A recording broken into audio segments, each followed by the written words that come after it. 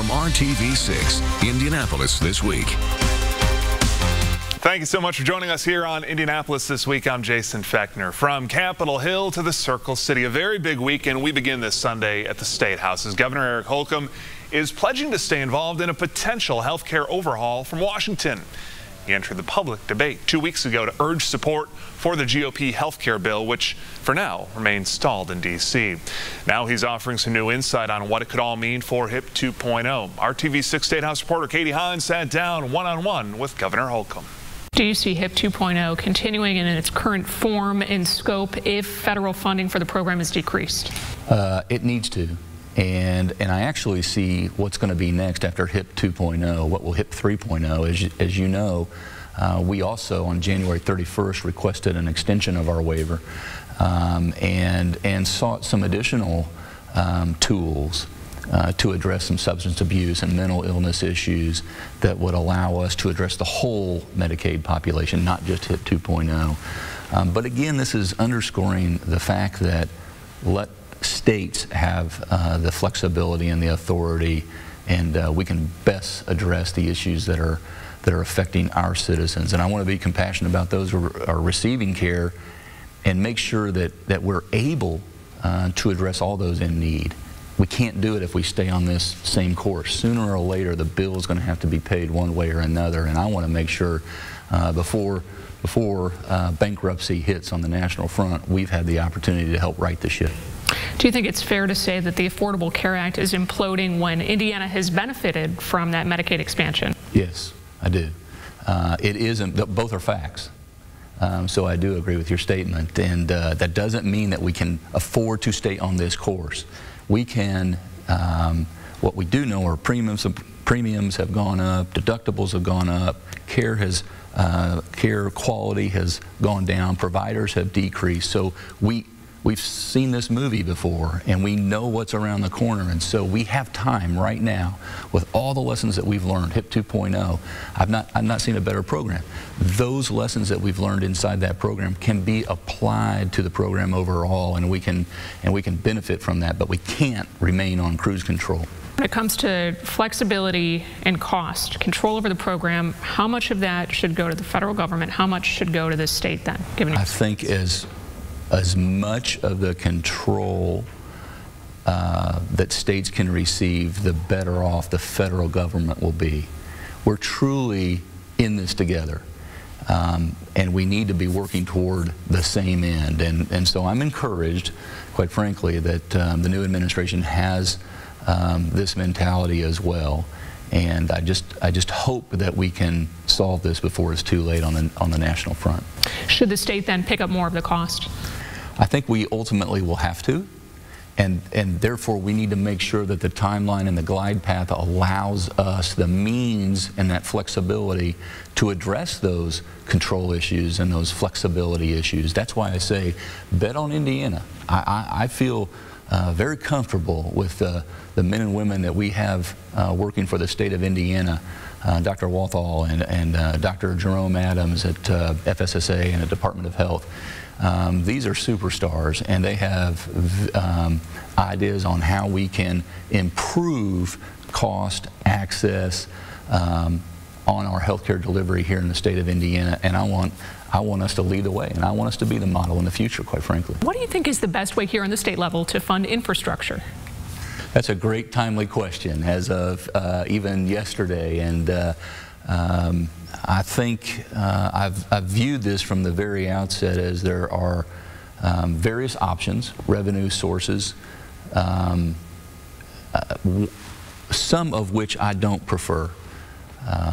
But I told the leaders and members in the House and the Senate from day one that what we had to at least agree on is the need, and we have, and we've all described it as needing an additional about $1 billion annually to address our maintenance and our finishing projects needs. You can only raise revenue in a few places. I haven't found the money tree, and I've been traveling all over the state of Indiana for months now since being sworn in. Haven't found that money tree, so we're not going We're not going to just be able to go pluck money out of the air. Secondly, the option of doing nothing will just make it more expensive later. And so I have expressed to, again, the leaders and the members that I see these various sources, whether it be fees or taxes or tolling in the future, as very credible sources. Now, how far we dial each up will affect the other dials. And so I plan now, having seen the Senate proposal and having seen for some months now the House proposal. The House went way out in front and kind of broke some ice and tilled the ground, and the Senate put their plan out, and I will react to both of them very shortly. Our thanks to the governor. Shortly after our conversation, he said that he does not want a cigarette tax increase, wanting to find other ways to pay for the roads. And on Thursday, Indiana Senate Republicans put forward a 2-year state spending plan without a proposed cigarette tax increase sought by the GOP-controlled House. Meanwhile, the state's publicly funded preschool program will likely expand, but the number of children and areas where the program will be available is still unclear on this Sunday. The House and Senate will work to negotiate the details before the end of next month. Senate Republicans propose a $4 million increase in funding per year. The House is looking to double the program. We spoke with one mother who sees the benefit in sending her son to school. I think it's good for his development if he's interacting with other kids and around other people his age. It kind of teaches him a little bit better social skills than whether like keeping them at home or a little bit more private based. Roughly 2,300 low-income students in 5 counties currently participate in the state's pre-K pilot program. After-school programs in central Indiana are meanwhile bracing for big cuts in federal funding. President Trump's proposed budget would eliminate about 20,000 students in the Hoosier states from those programs. The MLK Community Center near 40th in Illinois gives kids a place to go where they can hang out in a safe environment. Students can go there after school and during spring break, fall break, winter break, you name it. There's even a summer camp there. The MLK Community Center received a 4-year grant worth about $180,000 a year, allowing them to double their student capacity. However, if they lose that grant money, about half those students won't be able to participate. They are important because they help kids achieve in school. They keep kids out of trouble. They help them pass all of the standardized testing that's important. They provide supervision when their parents are at work and keep them in positive youth development activities. Congressman Andre Carson says he's concerned, telling us the proposal to eliminate this program is short-sighted, counterproductive, and will hurt Hoosiers. But Congressman Jim Banks' office says with our nation $20 trillion in debt, the congressman believes we need to carefully examine all parts of the federal budget. He says he looks forward to debating these issues in the coming months. Still not clear yet where those kids would go if the program were indeed cut. The MLK Center is urging people to contact your congressman or woman to voice your opinion on the issue going forward. Still to come here, our political insider standing by to debate Governor Holcomb's take on health care and infrastructure, plus a one-on-one interview with Indy 11 President Jeff Belskis. He discusses the team's future, including their push for a new stadium and that possible bid to get them into the MLS. That's coming up on Indianapolis This Week. 641-8244. And welcome back to Indianapolis This Week. We are joined by our political insiders, Mary Beth Schneider. Hi, Mary Beth. How are you today? Fine. Yeah, good to see you. Kip 2's over here, too. Abdul Hakim Shabazz as well. We could talk for days. Okay, we heard from the governor with Katie Hines. We heard from the governor on Friday as well, talking about infrastructure and health care. The State House a little divided at this point. We've got a couple weeks to go. Abdul, your prediction for where the debate on infrastructure goes from here? What gets done? They're going to work out a deal. I mean, because first of all, they have to, because you can't do it next year during an election year. Are there some differences around the edges on how we do things? Yeah, but that is not uncommon in a legislative body. The House has ideas, Senate ideas, and the governor has ideas. What I think is most interesting is that the governor seems to be aligning with Senate Republicans. Not a big fan of cigarette tax nor switching all the sales tax on gasoline toward roads. I think that puts the governor squarely in the camp of the House of the Senate Republicans. But you still need all three to get something to pass, and this is just standard negotiation. Mary Beth? I do believe that when the session is in, the speaker is incredibly powerful. On the other hand, I think they're getting pushback on the sales tax, and so I expect they'll split the difference here, and nobody's going to get everything they want, but they will get something done. No one ever gets everything that they want. Kip, your thoughts? Well, the legislature's really starting. I mean, those of us who are veterans as conference committee time comes together, that's when the deals get made, when the stuff actually happens. So the next couple of weeks will be interesting to watch. I don't have a particular prediction. I just find it interesting that the Republicans are arguing about how much they're going to raise taxes. What they're going to do is they're going to go to Ricker's gas station, have a cold beer and a couple burritos. While they can. While they can. Kip, you also heard from the governor talking about health care, the Affordable Care Act, and HIP 2.0. Your takeaway from that? Well, you know, the National Republican Party and the State Republican Party have put themselves in an incredible box here by being, you know, so belligerent about Obamacare for so long, and now they don't know how to get themselves out of the box, and it's kind of amusing to watch. Obviously, HIP 2.0 is Obamacare. They renamed it so that they could deal with it here in the state because they'd spent so much time demonizing it that they had to give it a different name. But that's really what it is, and it's working well in Indiana, and you saw the governor trying to have it both ways, and with respect to that when he was interviewed. He had talked about potentially HIP 3.0 already there with Katie Hines. HIP 2.0 is not Obamacare. HIP 2.0 is a common sense way that if you are going to expand Medicaid, you expand it in a responsible manner. You take care of the people who are mostly in need, but at the same time, you make it a point so that able-bodied adults, you know, can go and become self-sufficient. I would argue that HIP 2.0 should be the model for the rest of the country, as opposed to just traditional Medicaid expansion, which is just going to drive to before bankruptcy at the end of the day. It is Obamacare with a twist. They put a little bit of money in each person who's on it, and if they don't, it's as little as $1 a month. They get kicked out of it for, I think is it down to 6 months now? It was a year when they started. So it is Obamacare because if Obamacare goes away, the funding for HIP 2 goes away. And HIP 2.0 goes away because the state has to trigger so it is Obamacare. So it is Obamacare. We've got a couple minutes left. We would, big giant twist. We would be remiss if we didn't jump out to Washington and discuss the developments late this week, of course, when it comes to retired General Michael Flynn now seeking immunity in exchange to testify about whatever went on at the White House. Abdul, your take on these late developments this week? The Trump administration continues to be House of Cards meets Veep. That's... He's been working on that in the car on the ride over here, I believe. I saw him tweet it earlier.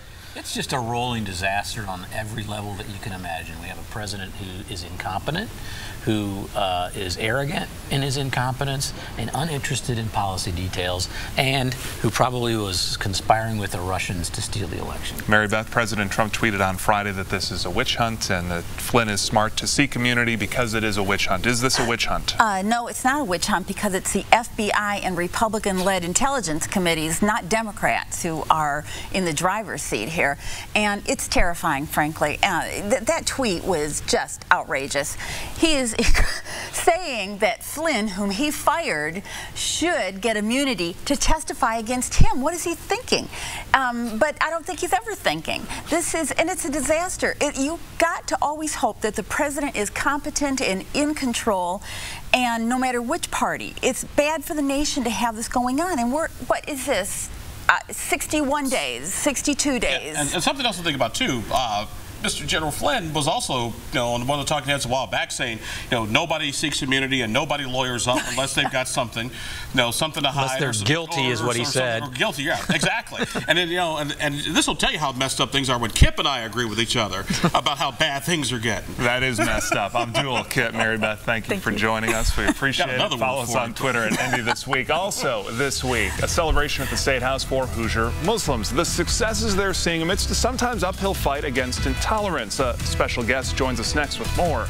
You're watching Indianapolis This Week only on RTV6. Welcome to Delicious. Welcome back now to our Sunday Spotlight in the Indy 11 in the National Spotlight as they make that push to join Major League Soccer. The new season is now underway, a home opener last night, and team president Jeff Belskis, now in his second year in that role, brought me up to speed on everything Indy 11. You can tell the activity level here has definitely picked up. That basically sums up both the Indy 11's new season and the past few months, as the team, founded back in 2013, submitted a bid this winter to try and join Major League Soccer. They originally said second or third quarter they'd pick a short list, I call it, and from the 12 applicants, of course us being one of the 12, it now looks like it's going to be more June or July even, but they're doing their due diligence, and then once they've narrowed that list down, they'll continue on to phase 2, they're calling it, and they hope to make a decision by the end of the year? Well, it's got to be from the Brickyard Battalion. MLS reps haven't made an official visit to Indy yet with respect to the bid, but one thing they will weigh when deciding which cities to expand to: the stadium, an issue the Indy 11 is well aware of and continues to work on. Stadium component is key, really, to any shot at bringing MLS here. Now, a stadium does not guarantee bringing MLS here, but without it, MLS won't consider this market any further. So it's absolutely important. You know, a couple of the other cities are a little further along. A few of them are a little bit behind us. So it just, you know, again, with 11 other markets besides Indianapolis, some of which professional soccer is being played in today at some level, typically, you know, Division II or Division III, but some of them don't even have professional soccer present in their market today. While Indy 11 fans, a diehard and passionate group, would love the thrill of joining MLS and taking on teams like the Chicago Fire or LA Galaxy, fear not. If this bid is not successful, odds are pretty good the Indy 11 aren't going anywhere. Well, we're playing in 2017 in the North American Soccer League. We expect to continue to play in the North American Soccer League for the foreseeable future. You know, that's something we'll reevaluate when we get to that point. You know, my expectation is we continue to play on, but you know, Ursal Ozdemir, our owner, has said that his vision is for Division I soccer here in Indianapolis. So, again, it'll be evaluated at that time. And good luck to the Indy 11 on their new season. Now to our weekly commentary segment, I Say, You Say, where we welcome in a different guest each and every week to share what's ever on his or her mind. Today we're joined by Ashar Madni from the Al Salam Foundation in Hamilton County with his take on being a Muslim right now here in Indiana. I'm an IT consultant, a Muslim community leader, an Indian American citizen, and a father of 2 wonderful kids. Being Muslim in Indiana means many celebrations and challenging opportunities. Being a Hoosier Muslim means the excitement of meeting Muslims from all over the world that I would have never met. People from Pakistan, Sri Lanka, Ethiopia, Libya, Eritrea, and recently from Syria, sadly under challenging circumstances. Being a Muslim in Indiana also means meeting local Hoosiers who have chosen Islam as their way of life. Hoosiers with African heritage, and some just from Wabash, Indiana. Being Muslim in Indiana means long days of fasting in the month of Ramadan with little sleep at night, thanks to the daylight savings, Governor Daniel.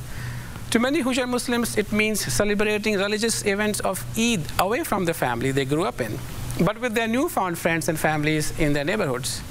Being a Muslim parent means raising the next generation of American Muslims, finding an identity for them, battling opposite pulls of Americanism with my traditional values. As Hoosiers, it means carrying a faith amongst people who are largely oblivious of its ways, but presenting opportunities for interfaith and civic engagements and activism on social issues by providing needed platforms for Hoosier Muslims. Being Muslim in Indiana means calling it my home that houses my past, my present, and my future. Being confident to share my narratives, my fears, my hopes with Hoosiers that don't yet recognize the struggles that they have already lived through, and with Hoosiers that are willing to stand up against the tide of intolerance. We cannot do it alone, and thankfully, we are not. Our thanks to Ashar, and we want to know what you've got to say. Weigh into us on Twitter, the RTV6 Facebook page, or at theindychannel.com. Lauren Casey gets us all ready for This Week in Indy, the 6, next on Indianapolis This Week.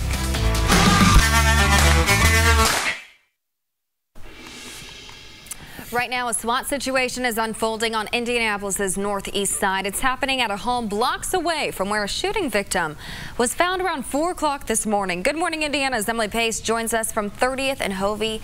Emily, what's the latest? Well, Amanda, things have started winding down here from an hour ago when we saw that the SWAT team had showed up.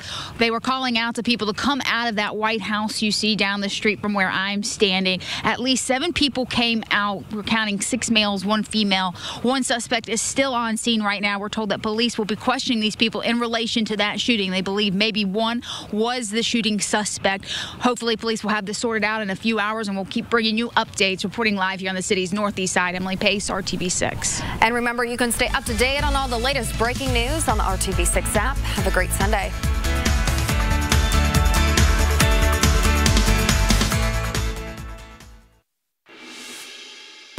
Welcome back to Indianapolis This Week. I'm Lauren Casey. It's time for the 6, so here are the 6 things that are coming up in Indy this week. Well, if your kids are looking for something to do today, why not take a stab at cooking? Head on out to Market District in Carmel for a kids' spring break cooking class. That's today at 10 o'clock. This is for kids ages 6 to 9. On the menu today, homemade salsa, gelatin desserts, and a bulldozer cheesy sandwich roll-up. Sounds pretty good. Well, can you believe that Wednesday is the 100-year anniversary from when we entered into World War I. April 6, 1917 is the day that forever changed our nation. You can join our governor and others to commemorate history on Wednesday at noon.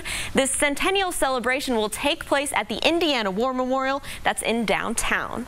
Well, take me out to the ball game with beer. Thursday, head on out to Victory Field to cheer on the Indianapolis Indians at their season home opener against the Toledo Mud Hens. Sun King is hosting its Bike to the Ballpark event. That party begins at Sun King at 4 o'clock, and then they will finish up here at Victory Field. Painting the face behind the mask of Parkinson's disease. Wendell Lowe's art will be featured at the Indiana Landmarks this Friday. That show highlights how this former art teacher changed his painting methods after receiving his diagnosis. In Delphi on Saturday, a car wash will honor the lives of Abigail Williams and Liberty German. The community will host this car wash in Delphi from 11 to 5 o'clock. All of the proceeds will go to help the Delphi Girls Softball League in Abby and Libby's memory. Well, grab your mom, your sister, your girlfriend. Saturday's shopping extravaganza is all about the ladies. Head on down here to Bargersville at the Sycamore at Mallow Run Winery. It's for a day of pampering, food, and music. Now, this event is a fundraiser to support the Hope for Hearts Horse Farm that offers programs to help reduce stress by working with animals. Well, that's what's on tap this week, Jason. Back to you. My fiance is very excited about the last item there, Lauren. Thank you so much, and thank you so much for joining us here on Indianapolis This Week. For Rafael Sanchez, Katie Hines, and our entire team at RTV6, have a fantastic Sunday, everybody.